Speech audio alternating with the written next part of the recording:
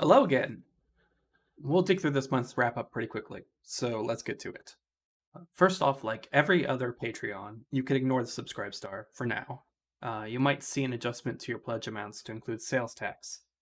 In most cases, this will be a handful of cents, and no, I don't like it either. The base pledge amount will stay the same, and the tax addition will vary depending on your state or country's laws. You've probably heard about this a dozen times already, but I best make it a baker's dozen. Personal stuff is personal stuff, but suffice it to say, we've had our fill of death for a while. We lost another friend, which was less close to us, but close to someone important to us. Um, my partner had a relative die. Housemate's cat developed cancer in the lymph nodes, and yeah, just a fun parade. The news has been similarly horrifying. Pardon my phone, I'm not recording this again. The news has similarly been horrifying, with people not taking the pandemic seriously, deaths spiking, and police brutality in response to protests about police brutality. Some of this stuff is happening less than a 10 spot from where I live right now.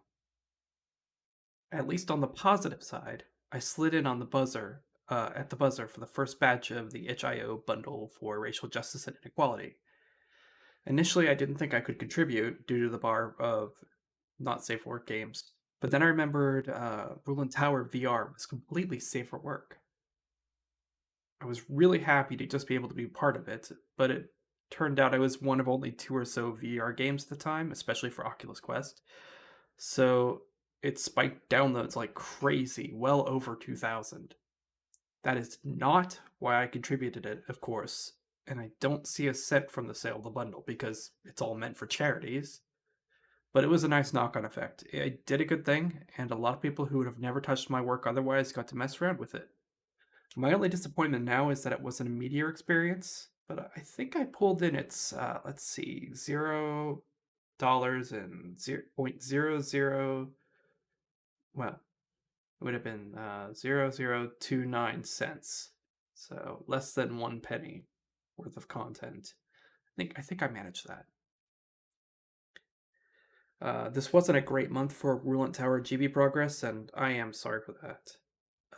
What I have done is some new character sprite work, including giving Rogue and Ren new six-way sprites, uh, emotive profile pictures for several lieutenants, and some cleanup and smaller additions and changes. I have to work out the remainder of the gimmicks for each tenant, and that in turn informs their apartment designs. I'm falling into that trap where I'm fine tuning cutscenes based on temporary environments, which is a mistake. So that's going to be the next step. Otherwise, I've made, or rather have become active on Pillow Fort, which you'll find the link in the description. Even better, I started up a not safe for work friendly furry game dev group there, and it's already up to 13 members. So again, link in the description for furry game dev at Pillow Fort, or you can search for it in the communities tab.